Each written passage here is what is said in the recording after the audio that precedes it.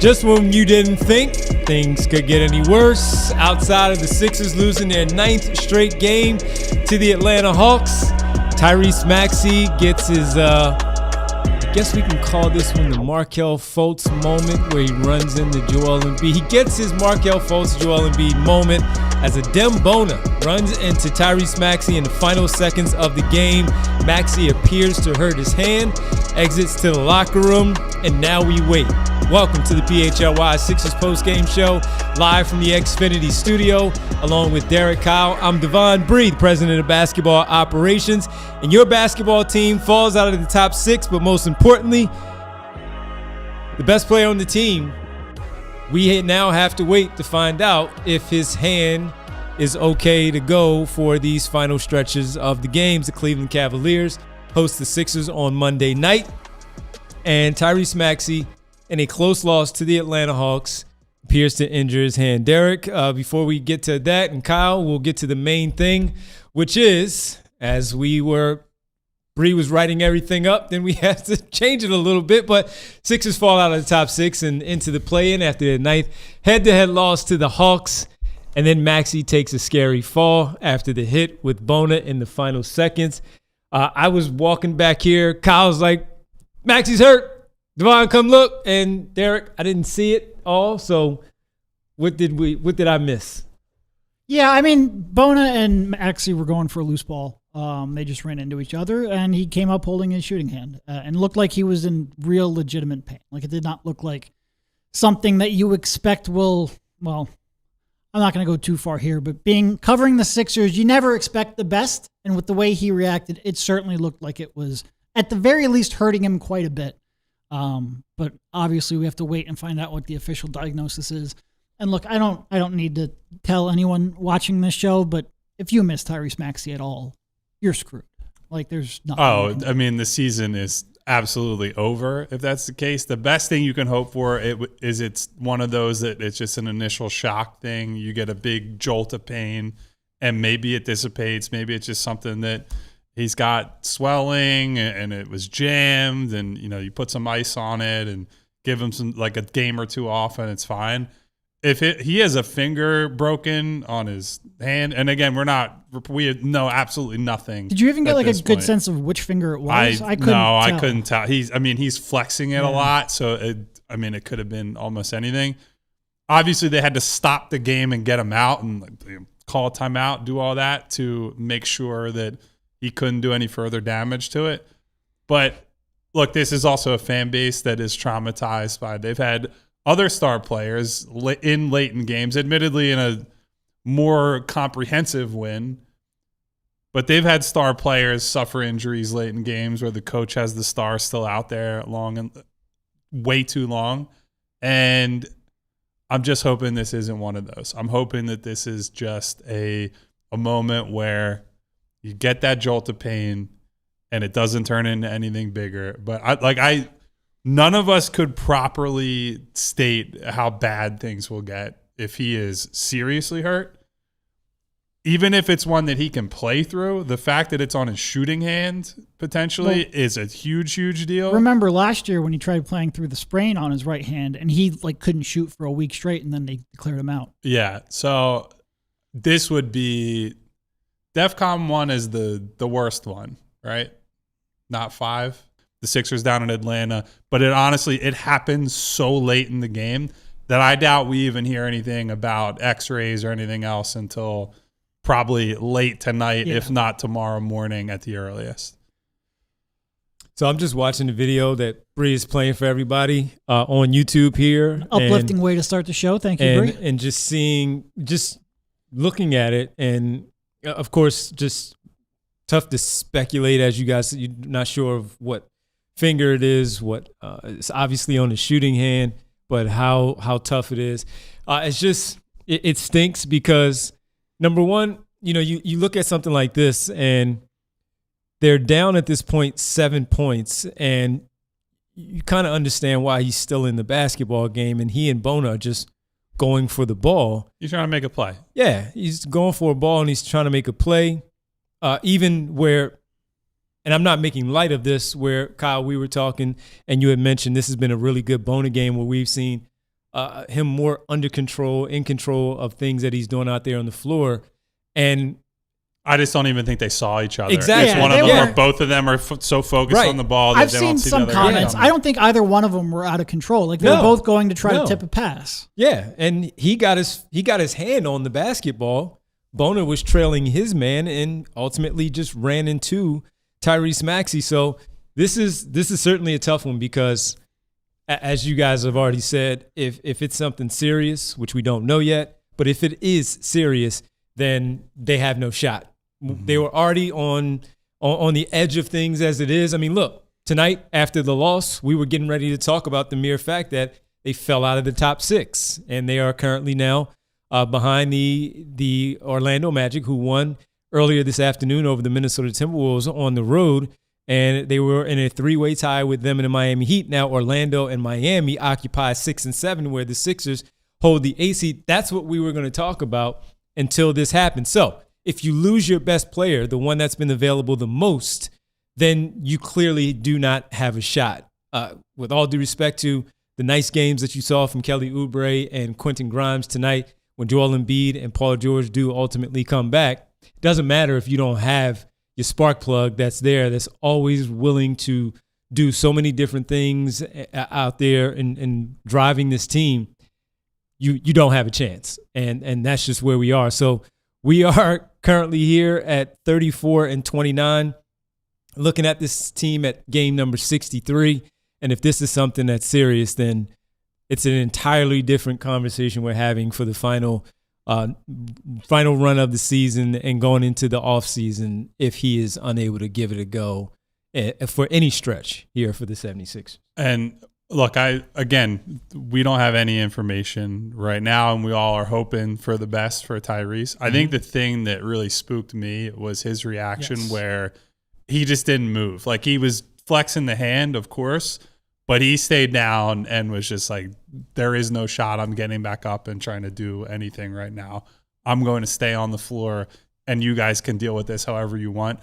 That's the thing. Like, you talk to any athlete at any level, when people suffer real injuries, most of the time, that's the reaction. It's like damn, something just went wrong. Something doesn't feel right. Something feels really off.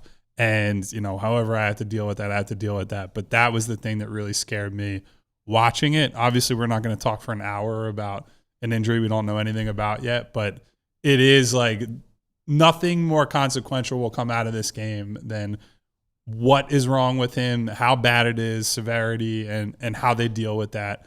I would imagine if it's like within any reasonable territory for him to play with, he will give it a shot, or he would give it a shot. But you really just hope that it's nothing more than a scare, because you guys have all watched the same team that we've watched this year. You've heard all the superlatives that his teammates, his coaches, people around the league have passed on to Tyrese. Like, even tonight, right, before he gets hurt, to me, the big story of the game is first half, he was dominant, right? Scores 22 points, 9 of 16 from the field, and the Hawks did a really good job in the second half of, instead of hard trapping him, a lot of times they're playing one-on-one coverage, and then they're just meeting him with body after body in the paint, turning him into a passer. He did, honestly, like, I thought he did a great job as a passer. I thought he made a lot of smart reads, hit open shooters, hit guys cutting off ball, hit his roll man a bunch of times, and like manipulated the game pretty well. Didn't end up scoring until late because of that. But without him, none of that's possible, right? They're going to play your guys straight up. And yeah, maybe Kelly Oubre has a good game. Maybe Quentin Grimes has a good game. But you don't have the guy who makes it all go. You don't have the catalyst if he's hurt. So the whole season is riding on this right now. The way he reacted sort of reminded me of Joel in the Knicks series when he hurt himself after that off the backboard dunk, and he just like laid there, and you were like, oh my God, I'm not sure he's ever going to walk again. And then he came back up and he played some good basketball to close out that series. Then he came back and wasn't himself for a year and a half. But you don't know if that's related at all. But either way, my point is, a lot of times a reaction in game, it could be shock. It could be maybe just like dislocated or sprained or something like that, and it really hurts. But the way he reacted, not only laying there for that time, but then when he got up, he immediately tucked it into his jersey like he was almost trying to hide it. Mm-hmm. It's scary for sure. All right, so we will await any information that we get. I know that as the guys were walking back here to the studio, Nick Nurse was already at the podium to speak, but not going to have any answers at that moment, at that exact moment, on Tyrese Maxey other than what you saw on television. So we'll await on that, and we'll certainly talk about the basketball game. We do have player of the game to get to. We have that. So let's just talk about it right now as we discussed all of this. The big takeaway presented by Xfinity. That was, in fact, Tyrese Maxey hurt in the final seconds of the loss to the Atlanta Hawks. The Philadelphia 76ers fall out of the top 6. And now we all just sit there and wait, hold our breath until we find out about the availability of the Sixers All-Star point guard. And I failed to mention VJ Edgecombe, but it's not even the same if you don't have Tyrese Maxey running in the backcourt with him for the remainder of the season. But and look, the guys have already cleared it up and saying we don't know. After seeing it, it's hard not to think, just because of what things are with the Philadelphia 76ers, how things happen with the Philadelphia 76ers, that, man, you know, we always joke around and say they can never have nice things and all, but to see that happen to him and fighting into the final seconds like he does and trying to help them finish the game strong, maybe somehow get some points on the board, force some turnovers, get some baskets, have Atlanta on their heels. Instead, we're talking about what might be for the All-Star point guard and what might not be for this team if he is unable to go.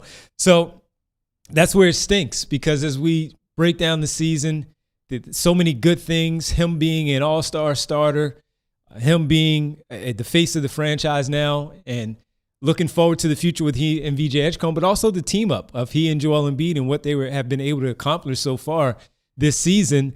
And if that is taken away just from fighting what we ask for, to continue to don't quit, continue to give effort, all the things that we throw out there in these basketball games, and then a freak injury happens, that stinks. It is sports, it is basketball in this case, but it does stink when you see something like that. And we still have 19 more games to talk about, where Cleveland is on the schedule and hosting the Sixers on Monday. That was a game we were looking forward to, of course, with James Harden going against Tyrese Maxey, hopefully to see if VJ Edgecombe can return to the lineup after Kelly Oubre is back tonight and gives the Sixers a really good game in this one. You can't help but start to think about what might be, just because of what the history and what the past has been for the 76ers. So we'll await, we'll talk, but let's just get ready to talk some what happened in the game before that injury took place. As Kyle said, tale of two halves for this basketball team. Real quick, my expectation after asking her, I don't think we're getting any more info on Tyrese tonight. So I think this is going to be for anyone who's here and wanting up to the minute stuff. What I'm telling you is, from what I've heard, most likely nothing until tomorrow, unless it is like super, super late tonight. So I wouldn't hold your breath on any kind of Maxey update tonight. All right, so let's take our first break of the show. That was also, again, our big takeaway. Tyrese Maxey injured in the final seconds of the loss to the Atlanta Hawks. Final score of this one tonight, haven't said that yet, 125-116. Hawks beat the Sixers.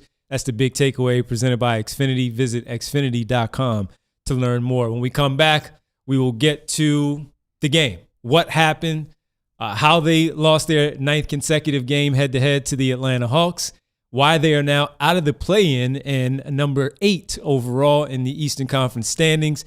All of that when we get back. It's the PHLY Sixers postgame on a Saturday night. Guys, we've all had that moment happen to us. The one where you realize you left your favorite sunglasses at the beach, on the roof of your car.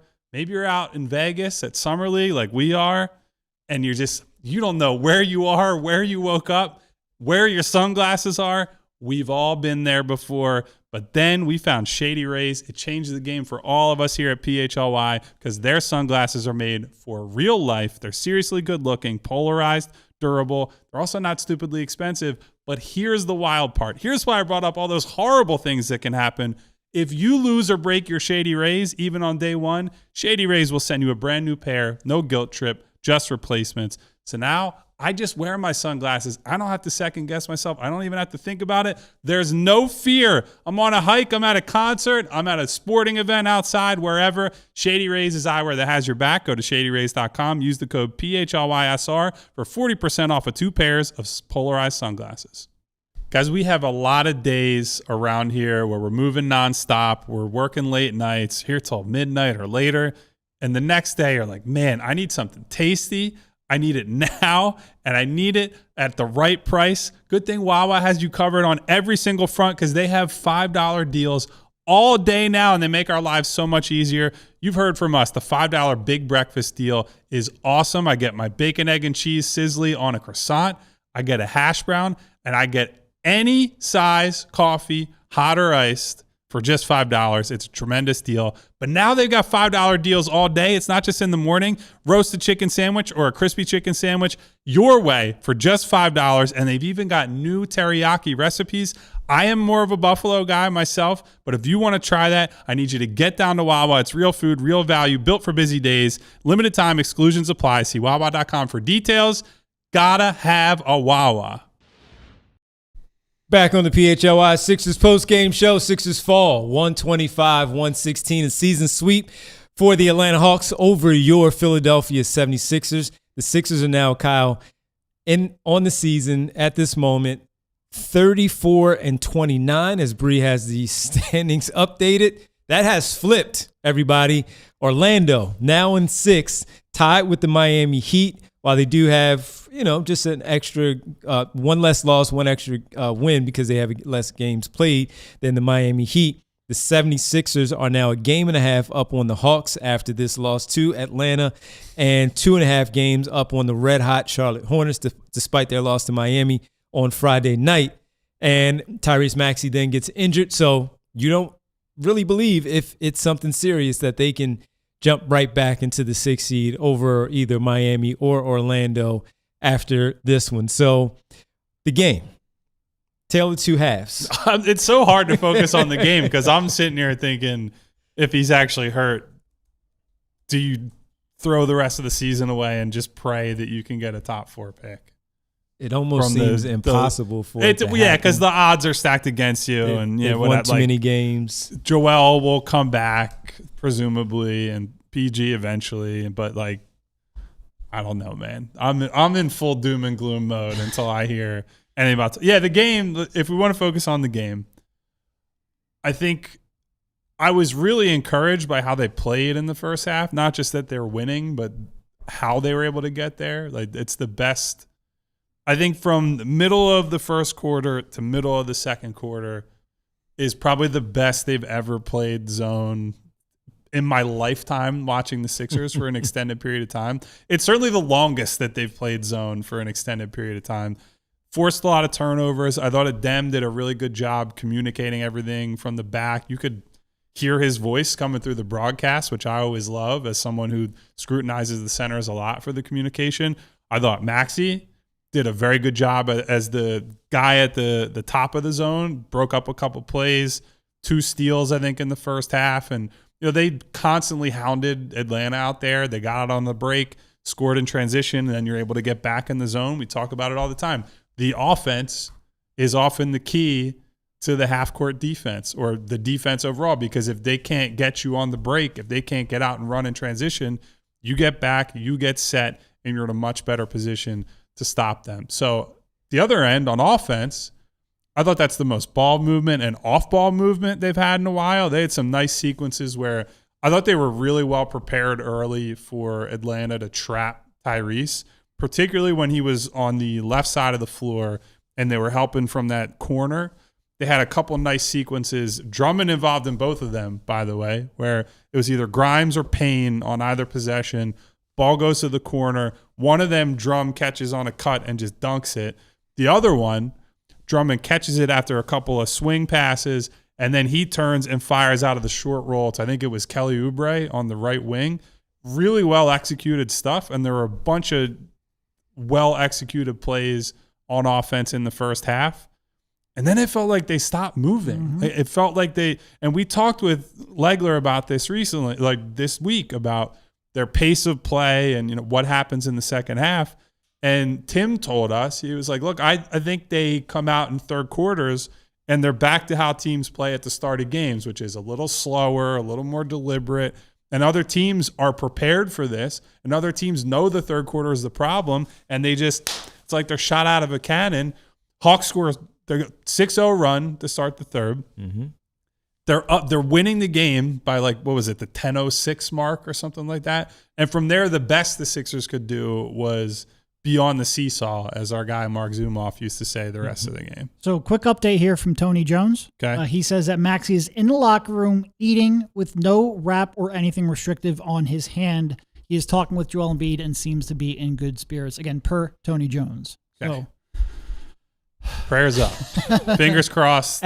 I'll cross. My fingers are currently all working, so I'm crossing them all for Tyrese. At worst, you just hope that he misses Monday's game, Tuesday's game, since it's a back-to-back, and hopefully they can get back out there later in the week when the games are also played on Thursday as well. So we'll see. But yeah, to look at how they played the basketball, how they moved the ball in the first half, they had 19 assists on 30 makes.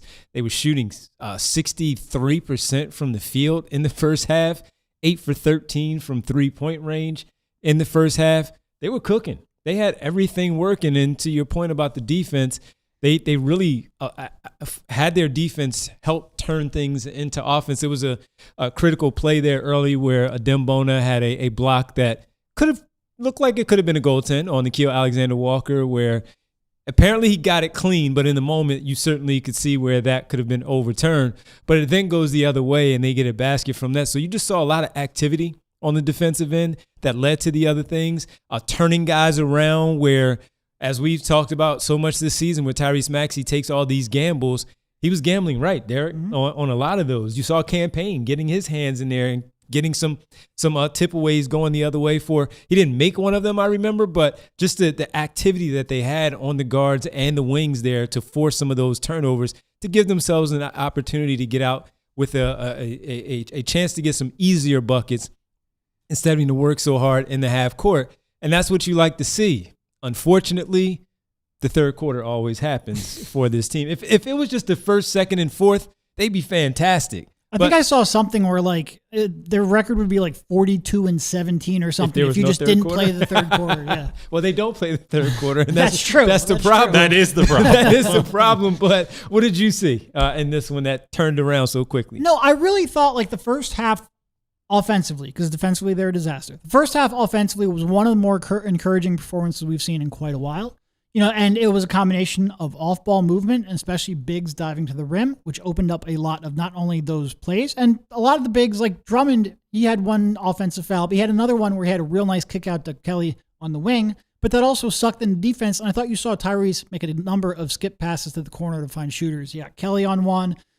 He got Walker on one, but Walker passed up the shot, and Tyrese kind of wasn't happy. Gestured we'll at just him. Say that. Yeah. But he had 3 or 4 real nice skip passes to the corner. He had a nice whip pass to a cutter in Barlow. He was really, I thought, not just making passes. This wasn't just one where he was, drawing attention and then kicking out. I thought he was really manipulating the defense in ways he doesn't always. And it really was maybe Maxey has a little more passing talent that could be unlocked if you had an offensive system that prioritized a little bit more movement off ball, a little more cutting to the open spaces that are created when they do show him a double team.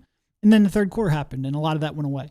And your defense started really sucking. And then you were sitting there playing, offense against the set defense. I think they shot 2 for 13 from 3 in the second half. The ball movement wasn't there. The off-ball movement wasn't there. And they really reverted back to a lot of the complaints we have about this team and about this offense.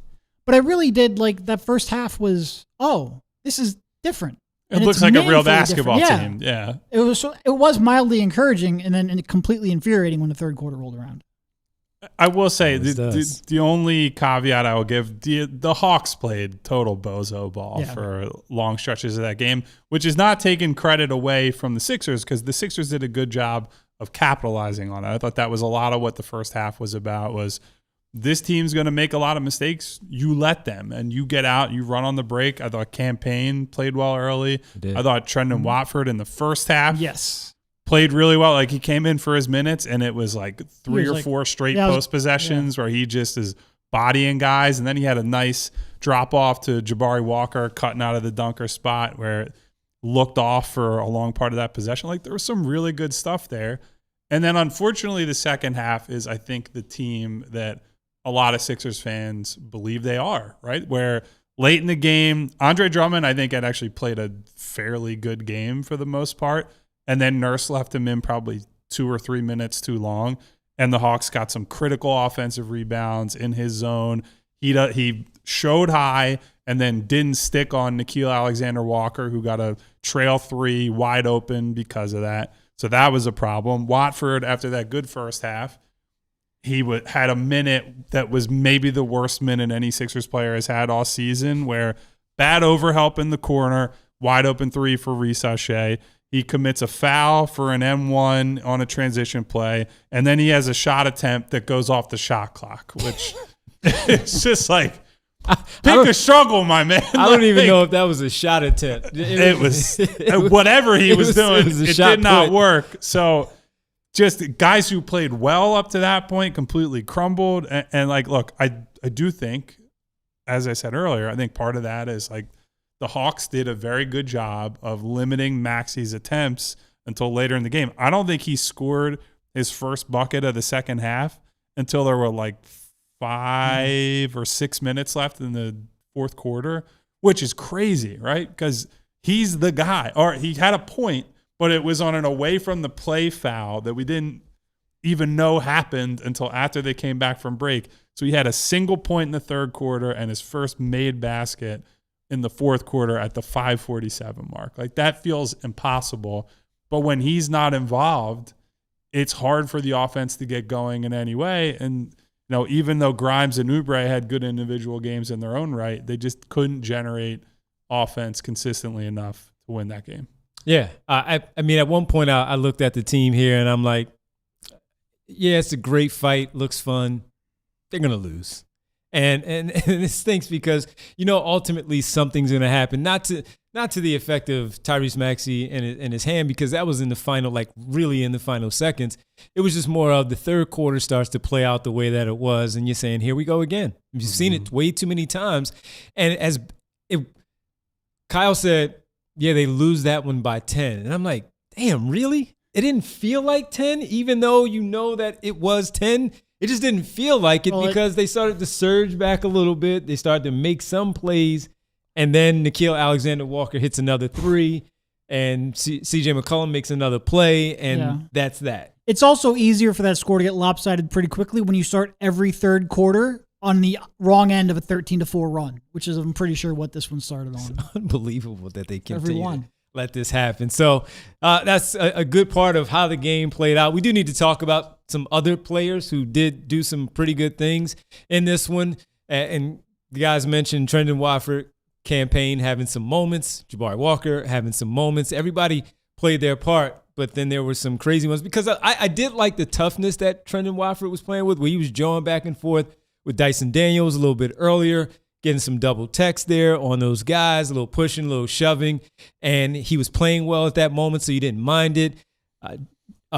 Jalen Johnson standing up for Dyson Daniels, and he's jawing back and forth, and the officials are kind of letting them go. They kind of get in there, separate a little bit later, and both of them were saying to the officials, both Johnson and Watford, like, we're good. We're talking, we're yelling at each other, we're saying some things on the floor.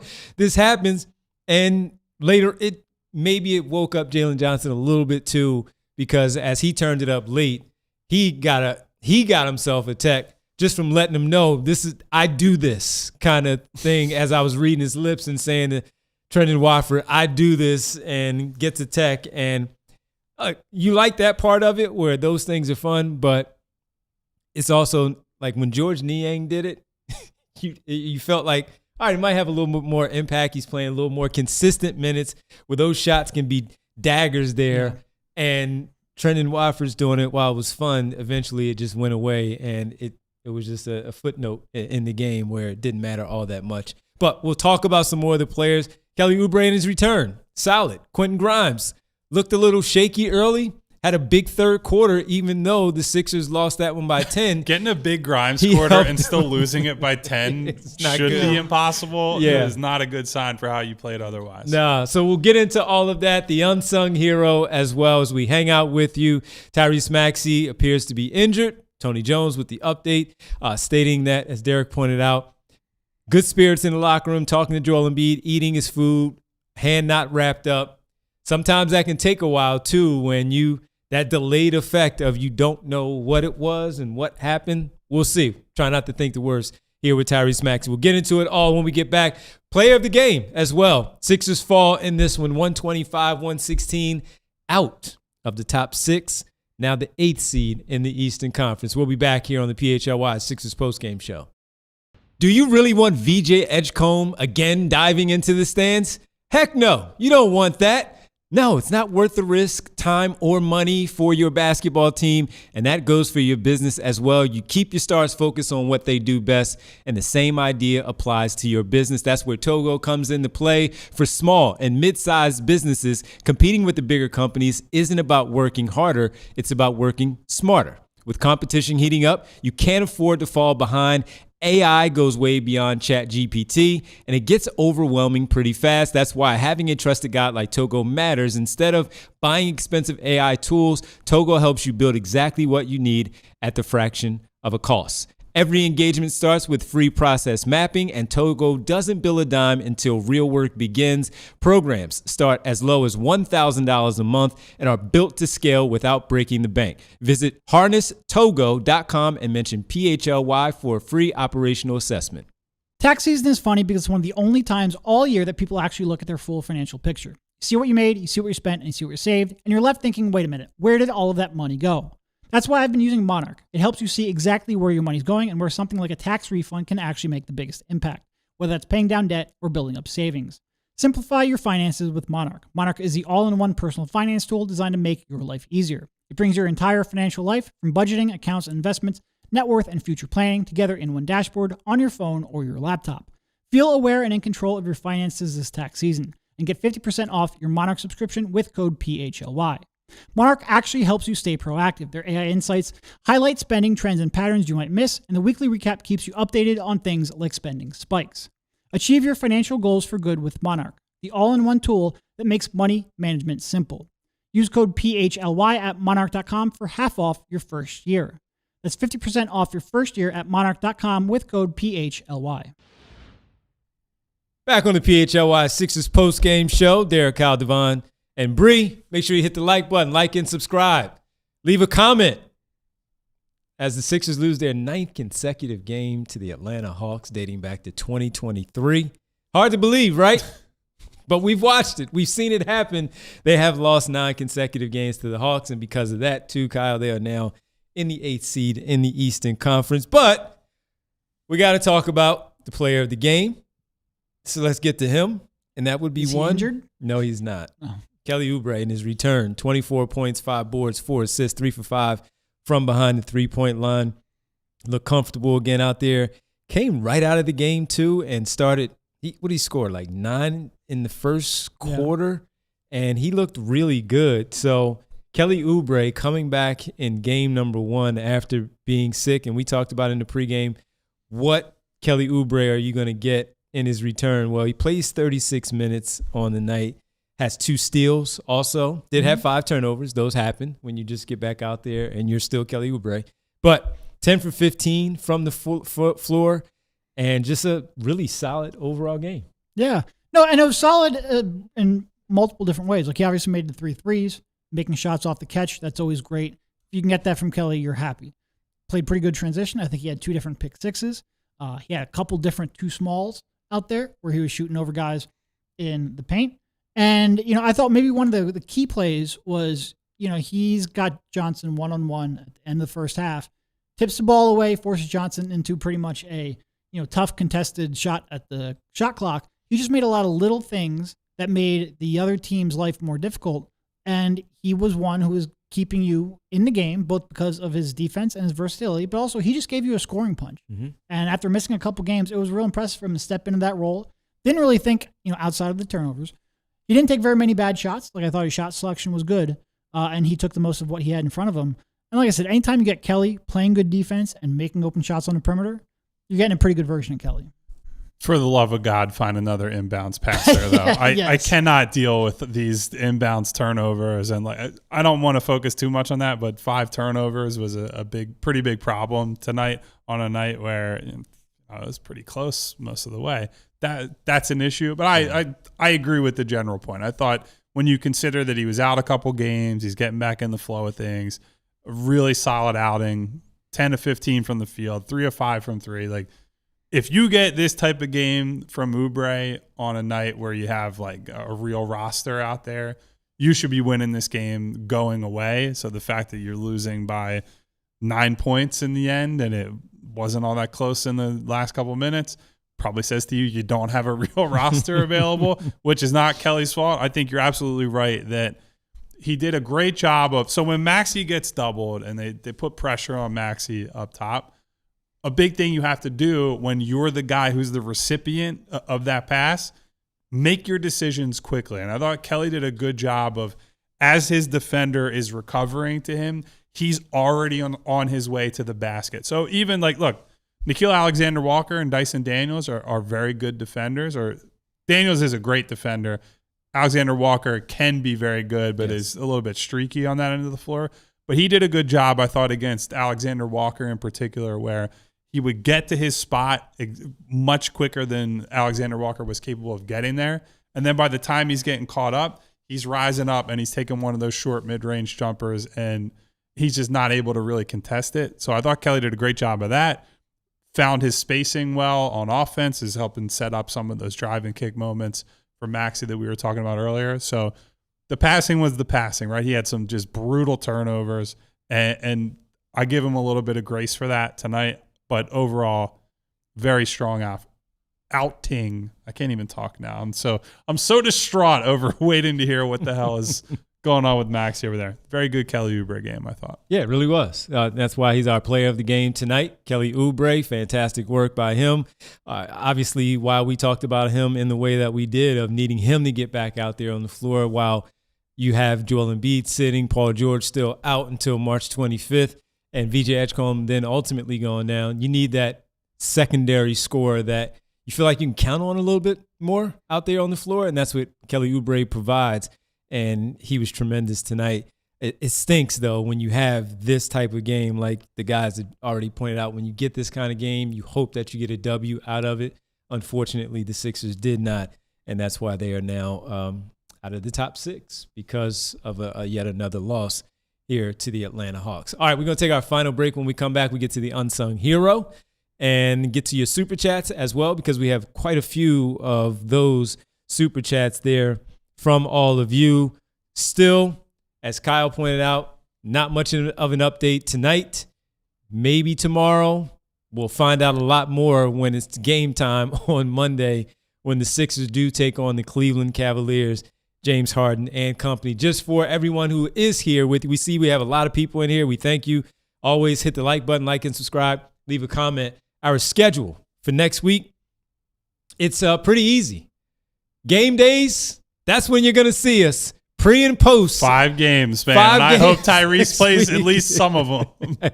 Starting with a back-to-back on Monday and Tuesday, where the Sixers will be in Cleveland for the matchup with James Harden, Donovan Mitchell, the front court, and the Cleveland Cavaliers. That is on Monday. Back on Tuesday in Philadelphia, where the Sixers take on the Memphis Grizzlies, who are currently playing and hosting the Los Angeles Clippers, up by 1 over Kawhi Leonard and the Los Angeles Clippers. Then on Thursday, we have the Detroit Pistons in Detroit, 12 on the 12th, actually. How about that? March 12th, 12.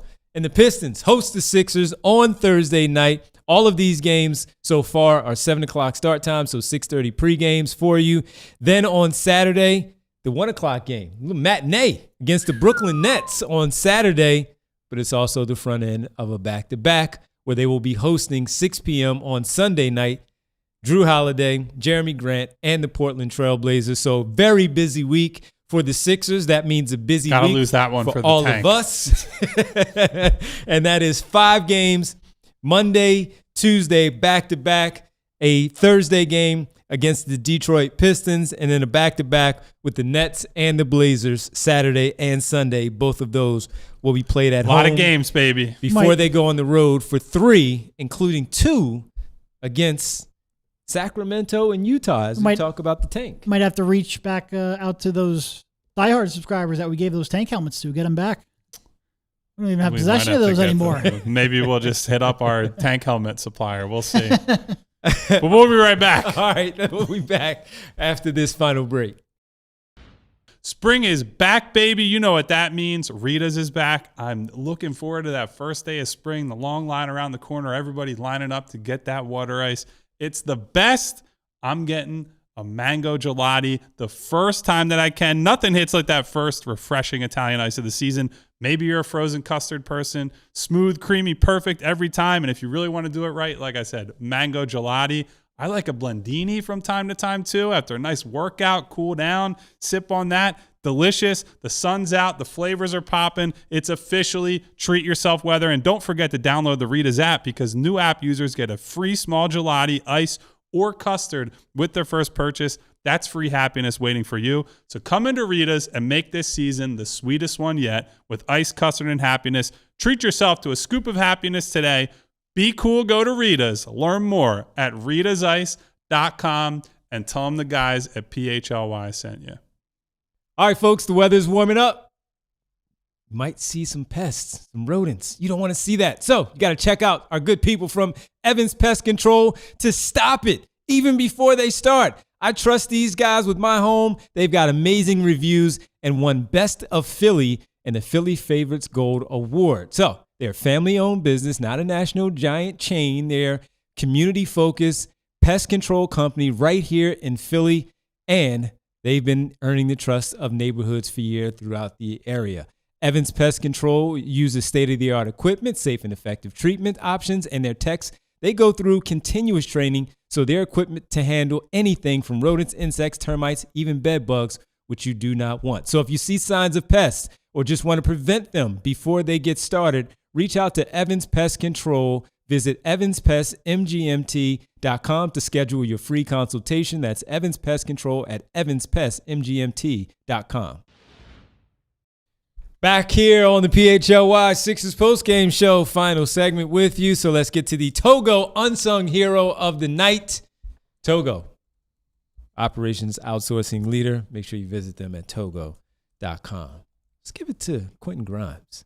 Played pretty well. As you said, third quarter, he has that quarter. He has 26, 6, and 3 on 9 for 15.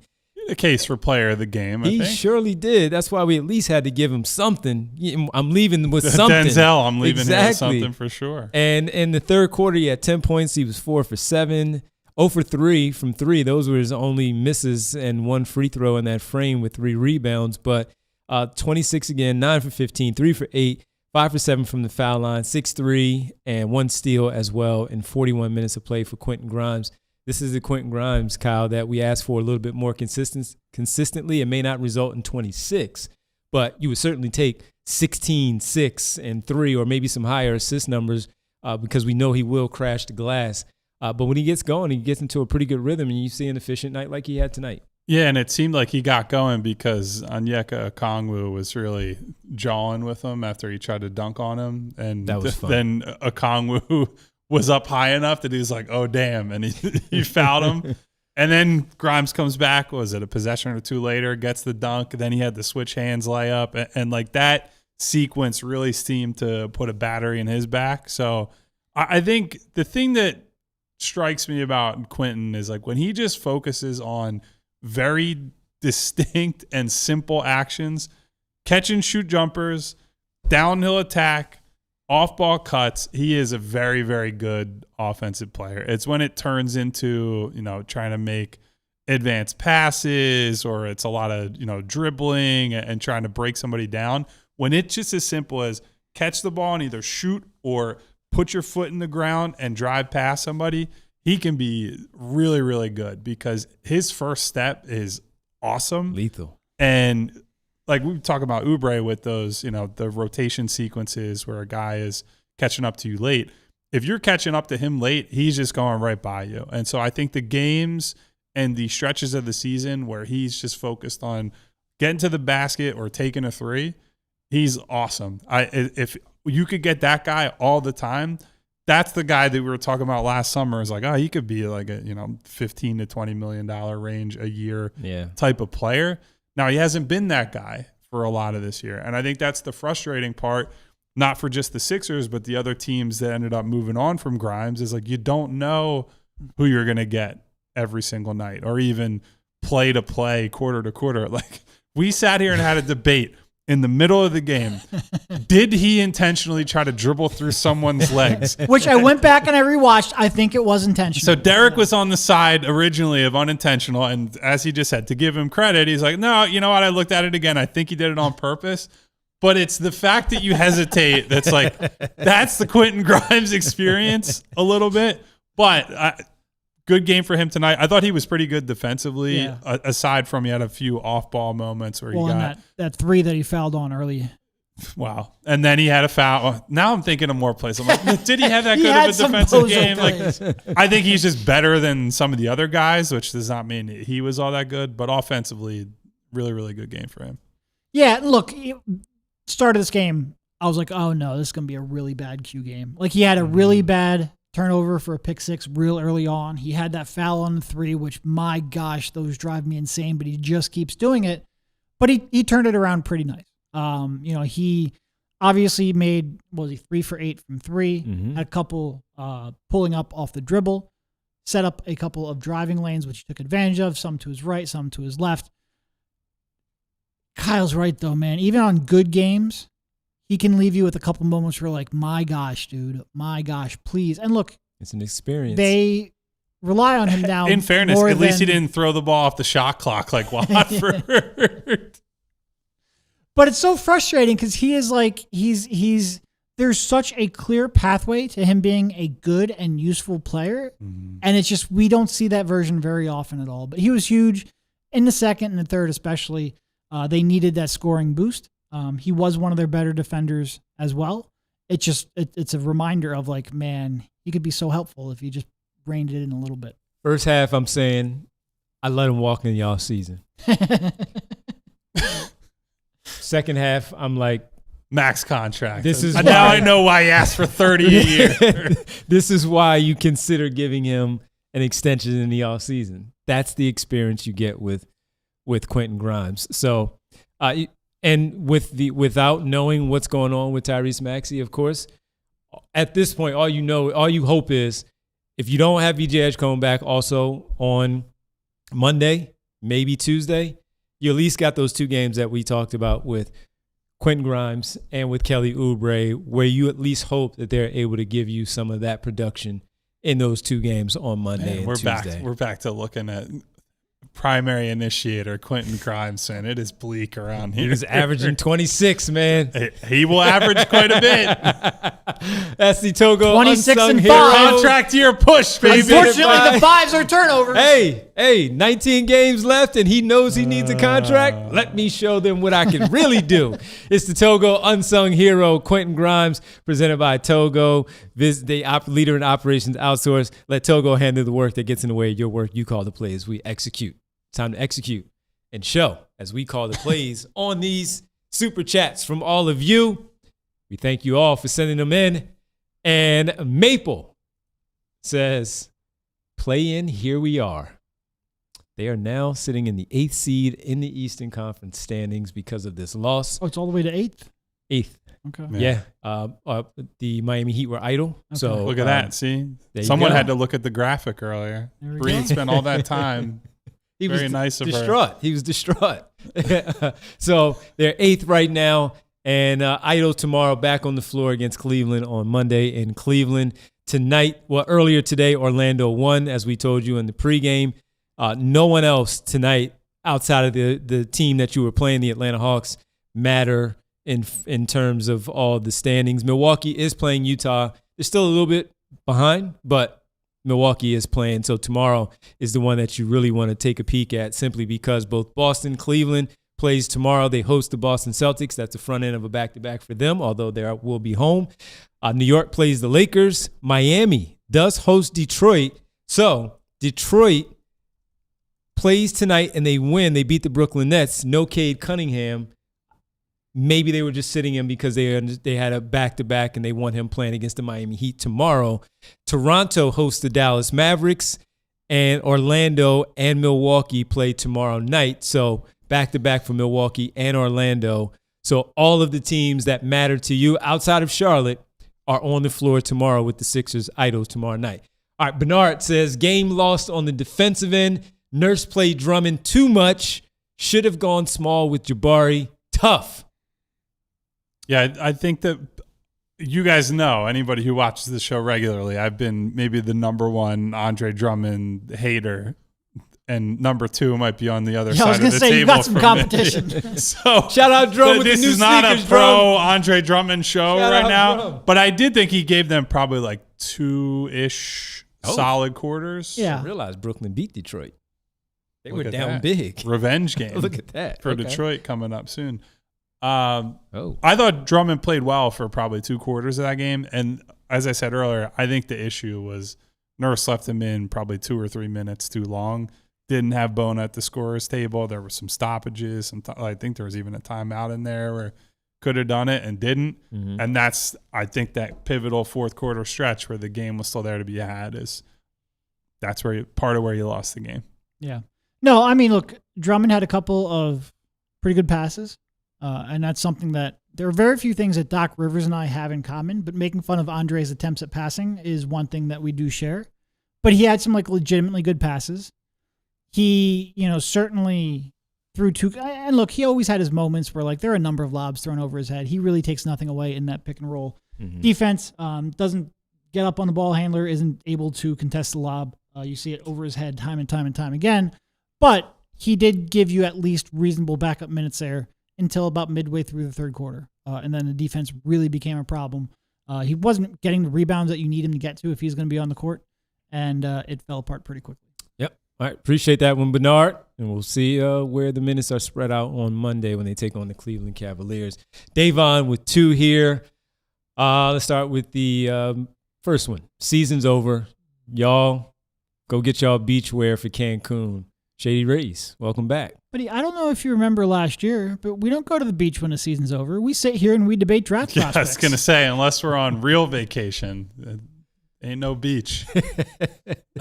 Appreciate that one. Nick got a chip and started having rock concerts, writing books, getting merch with his initials.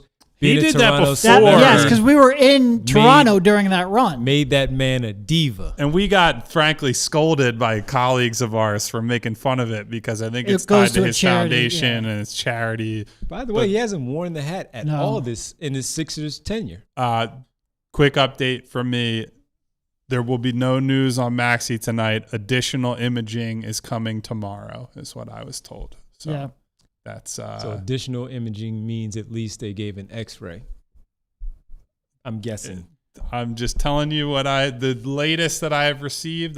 I will parse it when I can parse it, but that's what I'm expecting for tonight, which is nothing. Yeah. Okay. Wes in the chat gives us a super chat. Let's see if Wes has anything in the regular chat here that says anything. We'll wait and see if. No.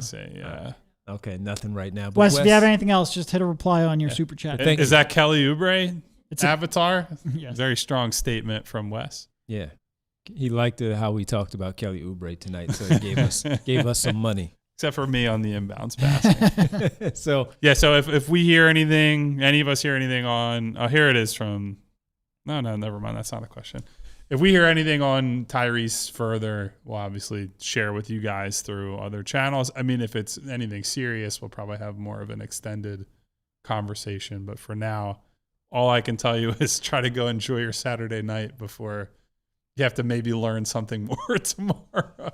Shout out Rothman. Not to be glib. And obviously, like I said, we are all obviously crossed for Tyrese. Follow the beat account at PHLY_Sixers on Twitter. We will have that info up there when we get to it. Wes says Sixers will bounce back. Key player will be coming back soon. Got to keep your hopes up and pray as far as your Sixers. Thank you, Wes. It's a very Kelly Oubre-esque comment there. We think water like Bruce Lee said. Edgecombe. We think VJ Edgecombe will be back hopefully sooner rather than later. Certainly with Paul George, that's just a suspension, so he will be back on the 25th. What, 9 more? 9 more.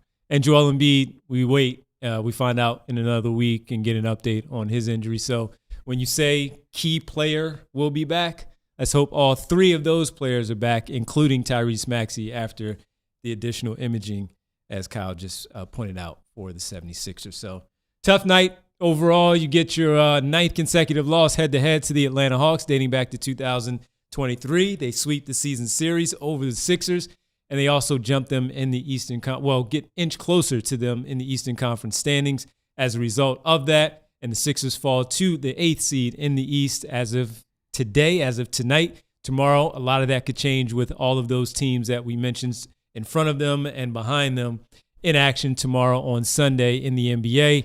And then the most important part of it, Tyrese Maxey injures his hand in the final seconds of the game.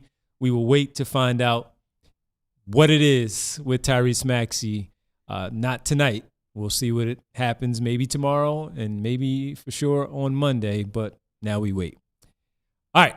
That'll do it for us. We'll be back. We're off on Sunday. We'll be back on Monday. Finally a day off. 6:30. Well, until we get to do an emergency pod. Well, let's hope we don't. Let's hope we don't have to. 6:30 on Monday, pregame, Sixers, Cavs. Cavs play tomorrow, hosting the Boston Celtics, 1 o'clock in the afternoon. So Our that's boy a big Legs game. on the call. Legs on the call. Jason Tatum back yesterday. Looked pretty good in his debut for the season. So Jason Tatum and the Boston Celtics taking on James Harden and the Cleveland Cavaliers in Cleveland on Sunday. And then they host the Sixers on Monday night. Let's get to the world famous roll call. There are quite a few people in here today. So if I don't get to your name, it ain't because I don't like you. It's just because there were a lot of different names in the chat because people are upset and coping about Maxey being hurt. But thank you guys for hanging out with us on a Saturday night, even if it was a depressing Saturday night because of that injury. Thank you to our super chatters, of course, to Davon, a.k.a. Schoolboy Beats, to Bernard, I believe. Was there a Maple was super there. Chat in there? Yeah. And then who was the last one? That was Wes. Thank you to Wes. Kelly Oubre. Thank you also to all our wonderful people who were here, like John D. Harris, Mr. Midrange, Rodham, Schoolboy, again, Larry K., Leonard Blocker, Big Woodies in the house. Saturday night, baby. Charles, Philly Star 33, world's tallest drummer. That's quite a claim to make. Are you a good drummer?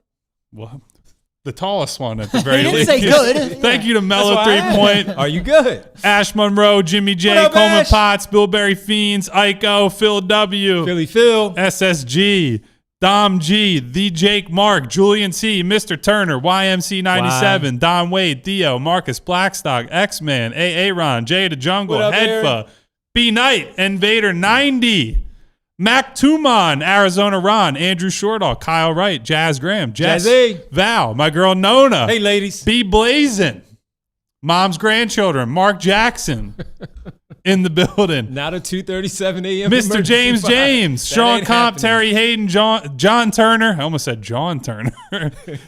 Maple again. What up, Scott, Maple? music lover, 3-time JW215, Greeny Green. I ain't black, I'm OJ. Moses. Okay. Philly Reddick, thank you, each and every one of you who were hanging out here tonight. Yes. Love having you here. Like Devon said, we'll be back Monday for Sixers, Cavs pregame and postgame. Hit the subscribe button, hit the bell icon so you get notifications each and every time we go live. Hit the thumbs up button. We need the likes more than No you can energy. possibly know. No hit the energy. like, hit the thumbs up to say thank you to super producer Bree and all of us. Until then, stay safe. Take care, everybody. Goodbye. See ya. We all silly like the mayor.